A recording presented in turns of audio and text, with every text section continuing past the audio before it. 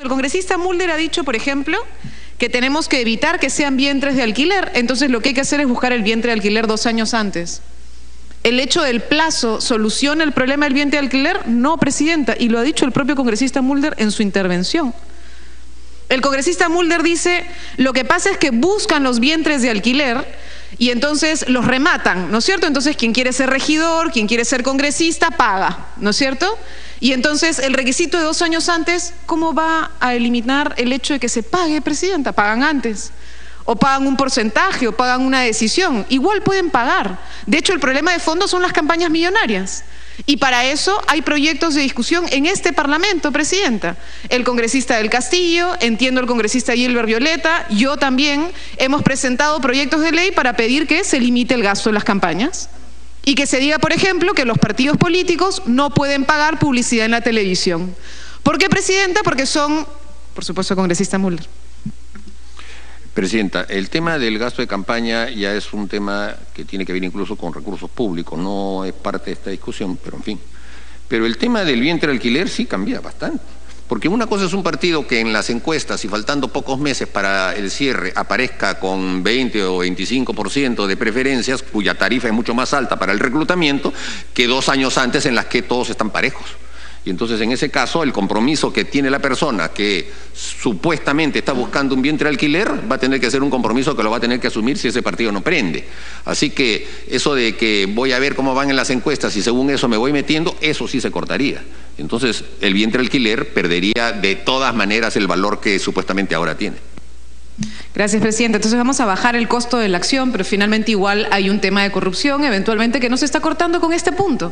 Es decir, existen los vientres de alquiler, presidenta. ¿Y por qué existen? Porque en lo que sí estoy de acuerdo, presidente, y creo que es el tema que deberíamos debatir de fondo, tiene que ver en cómo fortalecemos a las organizaciones políticas. El congresista Mulder dice, planteando antigüedades además extrañas, ¿sabes? En el caso de su dictamen, porque el partido se inscribe 2 años antes de la elección, pero los candidatos 2 años antes de la convocatoria, o sea que en realidad son 3 años antes. Ahí hay algunos temas de 270 días de por medio que también eventualmente habría que revisar sobre lo que están planteando, presidenta. Pero lo que están señalando es que hay que fortalecer la organización política. Y el problema que tenemos hoy, presidenta, es que lo que tenemos son registros electorales.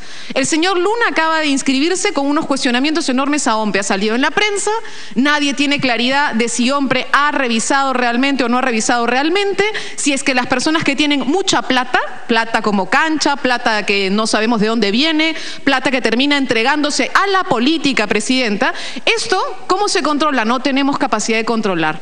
Entonces el señor Luna, que tiene unas grandes cantidades de dinero y que ha sido una de las personas que antes decía, por ejemplo, yo no voy a recibir mi sueldo porque tengo muchísimo dinero. ¿De dónde viene ese dinero? Discúlpenme, ¿ah? O sea, porque la verdad yo creo que la gente trabaja y merece un sueldo sobre su trabajo. Y quien trabaja y no recibe un sueldo, entonces recibe otro tipo de beneficios. Y tiene otro tipo de fuentes de financiamiento que habría que comenzar a mirar, presidente. Entonces el señor Luna ahora resulta que se ha inscrito y que hay unos cuestionamientos en OMPE. ¿Saben por qué? Por algo que dijo el señor Tuesta, que ya se fue hace algún tiempo. Y es que en realidad OMPE no revisa las firmas. Porque no es real que haya una capacidad de revisión de firmas y porque han salido un conjunto de denuncias que mostraron a lo largo de la historia, presidenta, que hay fábricas de firmas, algunos incluso con sentencia en la OMPE del señor Portillo, si no recordamos, esas maquinitas de firmas, ¿no es cierto?, de algunos partidos políticos que hoy formalmente no están acá, pero cuyos antecesores sí, ¿no es cierto? Y entonces, claro, máquinas de firmas.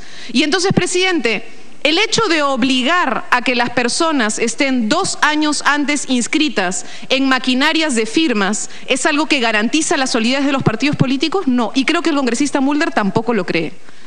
Porque me da la impresión que el partido aprista, a diferencia de otros partidos políticos, no ha sido, pues, comillas, una maquinaria de firmas. Hoy, presidenta, esto sería una triple barrera de acceso, porque ya de por sí el 1%, que fue lo que se le exigió a los partidos que están aquí presentes, ¿no es cierto?, era una limitante bastante grande para el proceso de recolección de firmas, que yo, por ejemplo, sí, una vez participé de recolección y de búsqueda de ese número de firmas, y era complejísimo, porque supone una logística muy grande. Hoy, la ley exige 3 veces más, 4 veces más, 4% a las organizaciones políticas que quieran participar. ¿Por qué? Porque lo que se quiere hacer es poner una barrera de acceso, presidenta. Y los que ya tienen hoy inscripción, ¿son partidos? En serio, esos 25, 27 que están, que tienen un DNI, que tienen un registro, que consiguieron a saber cómo, porque ahora tenemos nuevos cuestionamientos a la OMB sobre el proceso de recolección de firmas. ¿Esos partidos son partidos? No son, pues, presidenta. No vamos a lograr consolidar y fortalecer a los partidos políticos porque lo que hagamos sea decirle a los candidatos o a quienes eventualmente desde el mundo del activismo la ciudadanía quieren participar, tengan que sí o sí entrar a esos cascarones que hoy existen, presidenta. Entonces no va a resolver el problema. Lo único que puede hacer es incluso entornillar más el problema de representación que tenemos. No estamos entrando realmente a un proceso que nos permita el fortalecimiento de las organizaciones. Y este es parte del problema que tenemos, presidenta, de un debate de reforma electoral parcial, como el que estamos teniendo acá. Porque si lo que queremos es fortalecer partidos, hay que discutir las medidas completas para el fortalecimiento de partidos, y no una. Porque hoy lo que hace este proyecto, al plantear simplemente que haya una antigüedad, lo que hace es que la ciudadanía entienda y que muchos entendamos que lo único que pretende es cerrarle el paso a quienes están en este momento en un proceso. Y no creo, presidente, el congresista Mulder sabe que la gente no va corriendo a buscar recolectar firmas, eso no es verdad. Y entonces lo que sí hay es que hay unos conjuntos de organizaciones que pueden poder participar, pero resulta entonces ahora que entramos a la discusión que finalmente es una discusión que no es al fondo de la realidad. ¿Queremos fortalecer partidos? Sí, bacán, fortalezcámoslos, fortalezcamos la representación, pero esto no resuelve el problema de fondo, presidenta, y el problema de fondo son las barreras de acceso. Barreras de acceso que se multiplicaron, barreras de acceso que lo que hacen es impedir la renovación de la participación política, presidenta. Entonces, hoy hemos tenido al doctor Delgado Guembes discutiendo acá si es que la bicameralidad resuelve o no resuelve el problema de la representación. ¿Y qué cosa es lo que nos ha dicho? Que el problema que tenemos es que incluso la representación que tenemos hoy es incapaz de sostener el trabajo que tiene.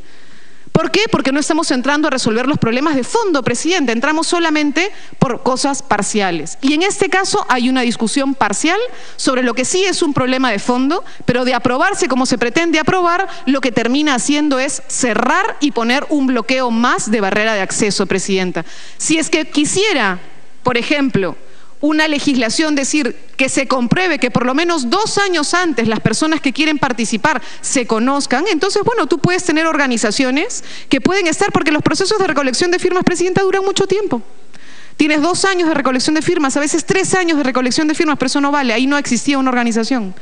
¿La constitución de comités no sería acaso un mecanismo real para decir si existen los comités? ¿Si están afiliados en los comités? ¿Si es que tenemos una vida orgánica de los partidos políticos? Sí. Si lo que podemos hacer es reemplazar y decir, bueno, que existan comités, que demuestren vida política partidaria, que demuestren una activación política real y que a eso le ponemos un plazo, sería una discusión diferente, presidenta. Pero lo que estamos hoy es planteando una brecha para la participación, estamos bloqueando el derecho a ser elegido y a elegir libremente que garantiza nuestra Constitución, y estamos avanzando a un candado adicional con una barrera adicional de participación, presidente. Lo que no se puede hacer es que las leyes se acomoden a procesar las discrepancias que se produzcan en un partido político en función de que lo que le conviene a quienes se salieron de ese grupo político ahora es el de construir su propia organización política. ¿Por qué no lo hicieron antes? O sea, ¿por qué no se presentaron como una alternativa distinta? ¿O por qué no tienen mecanismos de solución de sus problemas internos? Es notorio, por ejemplo, que en el Partido Aprista tenemos, voy a dar la introducción ahorita, es notorio que en el Partido Aprista nosotros tenemos algunas diferencias, pero lo que nunca vamos a hacer es quebrarnos, y nunca vamos a hacer de ninguna discrepancia una ruptura, porque tenemos un sentido de institucionalidad sólida. Pero cuando en otras organizaciones a la primera discrepancia se parten, entonces queremos acomodar las leyes para que cada discrepancia genere un partido político nuevo, que es lo que está haciendo justamente la señora Verónica Mendoza. La interrupción. Con todo gusto. Muchas gracias, congresista Mulder. Yo diría por el contrario que esto es por el interés del congresista Mulder, que no quiere que compitan. Y entonces, como él sabe que nunca va a renunciar al APRA, porque a pesar de las 1000 discrepancias que tiene con sus colegas de bancada, se van a mantener unidos a ese registro y a esa historia, a saber por qué, entonces lo que le conviene es que no participen nuevas personas en el proceso electoral. Entonces, si es de conveniencias, presidenta, es evidente, él tiene un interés de bloquear y yo tengo un interés de abrir. Bueno, la diferencia, Presidenta, está en que los que tienen interés de abrir siempre logran abrir. Y de hecho así fue como entraron al Congreso en su oportunidad. Porque a través de vientres de alquiler que existían en ese momento, ahora se quieren seguir manteniendo esos vientres de alquiler para poder seguir entrando.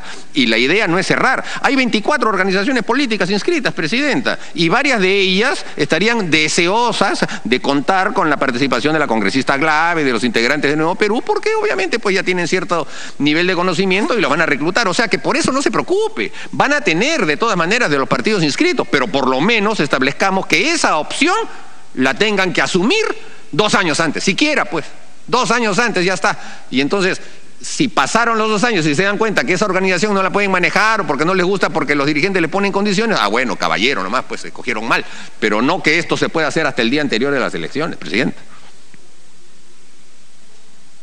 Congresista Acuña, le pido una interrupción a la congresista Glave. Muchas gracias, congresista Acuña. Se lo otorgo, congresista. Muchas gracias. Presidenta, el problema no es ese.